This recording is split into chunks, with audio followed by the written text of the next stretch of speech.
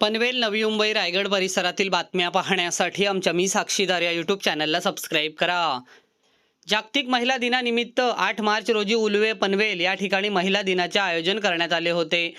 यावेळी महिलांच्या सन्मानार्थ सांस्कृतिक कार्यक्रम, नृत्य, गाणे, फॅशन शो आयोजित करण्यात आले। यावेळी ॲडव्होकेट प्रोफेसर प्रियंका डोके Mandlik, HOD of LLM department doctor DY Patil college of law Nerul यांची प्रमुख उपस्थिती लाभली। 1911 मध्ये पहिल्यांदा आंतरराष्ट्रीय महिला दिन साजरा झाल्याचे प्रियंका डोके मंडलिक यांनी सांगितले आणि तेव्हापासून लाखो करोडो महिलांनी शिक्षणासाठी, मतदानासाठी, कामाच्या हक्कासाठी लढा दिला आणि आजही तो लढा संपला नसून तो अधिक तीव्र आणि आवश्यक झाल्याचे सांगितले। आजही अनेक मुलींना शिक्षणापासून वंचित ठेवले जाते। हिंसाचार, बालविवाह, लैंगिक छळ होत आहेत। मात्र तरी देखील अनेक भारतीय महिलांनी अनेक क्षेत्रात कमाल केली आहे। हे यश एकट्या महिलेचे नाही, तर ते यश ज्या आईवडिलांनी शिक्षण दिले, शिक्षकांनी प्रोत्साहन दिले, समाजाने संधी दिली, सरकारने कायदे केले म्हणूनच यश मिळाले। तसेच स्त्री पुरुष स्पर्धा नसून ती भागीदारी आहे। महिलांसाठी आवश्यक असणाऱ्या कायद्यान्वये घरगुती हिंसापासून संरक्षण होते, शारीरिक मानसिक छळाविरुद्ध कायदेशीर मदत मिळते, कामाच्या ठिकाणी लैंगिक छळापासून संरक्षण करते। यावेळी सायबर क्राईमबद्दल प्रियंका डोके मंडलिक यांनी माहिती देत कोणाची फसवणूक झाल्यास पोलीस स्टेशनला तक्रार दाखल करण्यास सांगितले। ममता आहे, जिच्या डोळ्यात स्वप्नाचा दीप आहे, जी संकटातही धैर्याने उभी राहते, तीच जगाची खऱ्या अर्थाने शक्ती आहे। आई म्हणून संस्कार देते, बहीण म्हणून साथ देते, पत्नी म्हणून कुटुंब सांभाळते आणि समाजात नेत्रदीपक कार्य करून नवीन इतिहास घडवते, ती म्हणजे स्त्री आहे। इथे जमलेल्या सर्व उपस्थित मान्यवरांना आणि माझ्या बंधू भगिनींना माझा मनस्पूर्वक नमस्कार आणि आंतरराष्ट्रीय दिनाच्या खूप खूप शुभेच्छा। स्पेशल थँक्स टू विनीता परफे madam, which is all India human rights president of Maharashtra. त्यांनी आज मला इथे आमंत्रित केलं, त्याबद्दल मी खूप आभार मानते।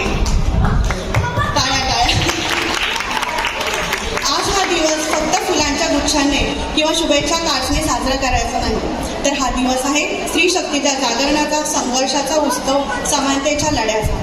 115 वर्षापूर्वी म्हणजे 1911 मध्ये पहिल्यांदा आंतरराष्ट्रीय दिन महिला साजरा केला। तेव्हापासून आजपर्यंत लाखो करोडो महिलांनी शिक्षणासाठी, मतदानाच्या हक्कासाठी, कामाच्या समान हक्कासाठी स्वतंत्रतेचा लढा दिला आणि हा लढा अजूनही संपलेला नाहीये बरं का, तितकाच तो अधिक तीव्र आणि आवश्यक होत गेलेला आहे। यंदा 2026 मध्ये आंतरराष्ट्रीय महिला दिनाची अधिकृत थीम आहे गिव्ह टू गेन, म्हणजे तुम्ही द्या तर तुम्हाला मिळेल। भारतात आजही अनेक ठिकाणी मुलींना शिक्षणापासून वंचित ठेवले जात आहे। कामाच्या ठिकाणी असमान वेतन, लैंगिक छळ, बालविवाह असे अनेक अडथळे आहेत, पण तरीही भारतीय महिलांनी अनेक क्षेत्रात कमालीची वाटचाल केलेली आहे। सावित्रीबाई फुले पहिल्या मुलींच्या शाळेच्या संस्थापिका, ज्यांनी अंधारात शिक्षणाचा दिवा पेटवला। इंदिरा गांधी, ज्यांनी भारतासारख्या देशाचे महिला पंतप्रधान, ज्यांनी देशाला मजबूत नेतृत्व दिले। त्याच्यानंतर आहे कल्पना चावला, जगाची अंतराळात पोहोचलेली पहिली भारतीय महिला। PV सिंधू, खेळात जग जिंकणाऱ्या, अशा अनेक विविध करोडो महिला शेतकरी, उद्योजक, शिक्षिका, पोलीस, सैनिक अशा होत गेल्या आणि त्यांनी समाजात कमालीचे वर्तन आणलेले आहे। पण हे यश त्या एकट्या महिलेचं आहे का?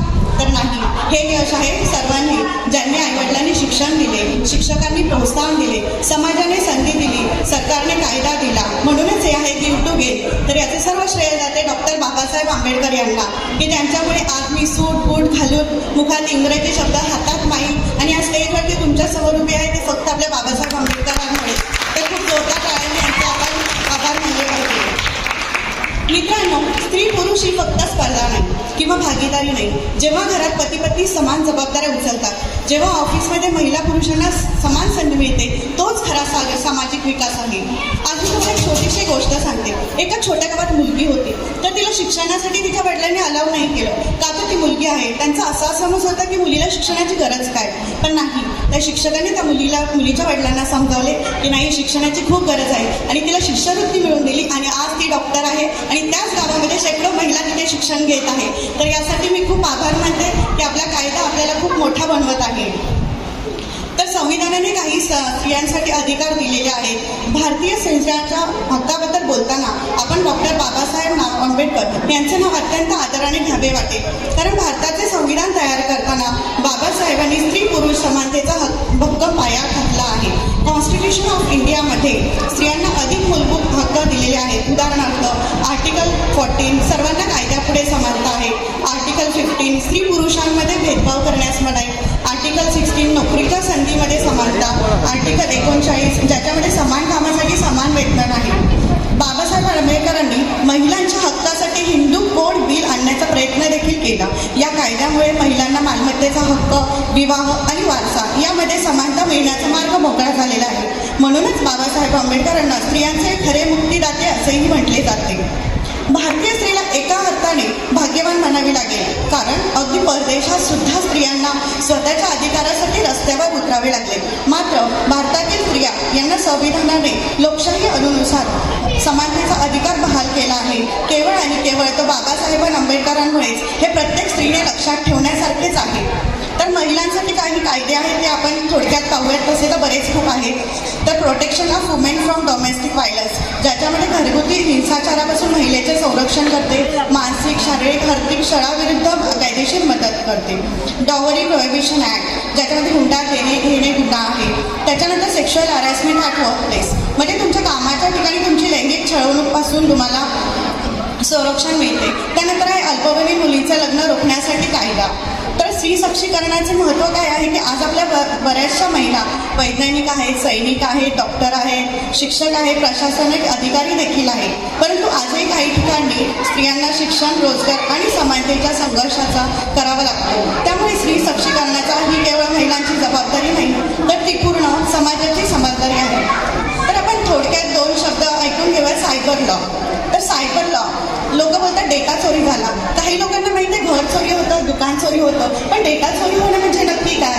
तर तुम्हालाही कॉल्स येतात का, असे रिअल इस्टेटचे कॉल्स, लोन, क्रेडिट कार्डचे? तुम्ही तुमचं नाव रजिस्टर केलेलं नाही ना, याचाच अर्थ की काही तुमचा डेटा चोरीला जातो. तर याच्यावरती सरकारने त्यांना नोटीस काढलेल्या आहे, खूप साऱ्या कारवाई पण झालेल्या आहेत. पण यासाठी आपणच थोडेसे विचार करून त्याला कसं वाचवता येईल हे बघू शकतो. तर त्यासाठी IT म्हणजे इन्फॉर्मेशन टेक्नॉलॉजी ॲक्ट 2000 हा सरकारने आणलेला आहे. त्याच्या मागचं मेन उद्दिष्ट काय आहे की डिजिटल डॉक्युमेंट्सला लिगल बनवणं, सिग्नेचरला व्हॅलिडेट करणं, ऑनलाईन कॉन्ट्रॅक्टला व्हॅलिडेट करणं आणि त्यानंतर मेन सायबर क्रिमिनल्स. तर सायबर क्रिमिनल्स कोण असतात? तर एखादा गुन्हा घडतो ऑनलाईन, तर तो एका व्यक्तीचा नसतो, तो पूर्ण ग्रुपचा असतो. त्याच्यामध्ये पूर्ण टीम एकत्र झालेली असते. तर ह्या गुन्हेगारांना सजा मिळवून देण्यासाठी सरकारने सायबर क्राईम हा एक पोर्टल ओपन केलेला आहे, जो 24/7 ओपन आहे. पण तो गुन्हा 24 तासाच्या आताच आपल्याला नोंदवावा लागेल. तर त्या साईटचं नाव आहे www.cybercrime.government.in. ह्याच्यामध्ये तुम्ही 24 तासात कधीही नोंदवू शकता तक्रार, आणि त्याचा एक तुम्हाला केस नंबर येतो. त्याच्यानुसार तुम्ही फॉलोअप करू शकता, किंवा 155260 ह्या टोल फ्री क्रमांकावरती तुम्ही तुमचा क्रिमिनल गुन्हा नोंदवू शकता. तर लास्टला मी एवढंच सांगेन की स्त्री ही फक्त शक्ती नाही, तर ती जगाची शक्ती आहे. तिला पंख द्या, ती यश गाठेल. तिला आधार द्या, ती जग बदलेल. तिला हक्क द्या, ती न्याय आणेल. तिला संधी द्या, ती प्रगती घडवेल. पुन्हा एकदा सर्वांना महिला दिनाच्या खूप खूप शुभेच्छा.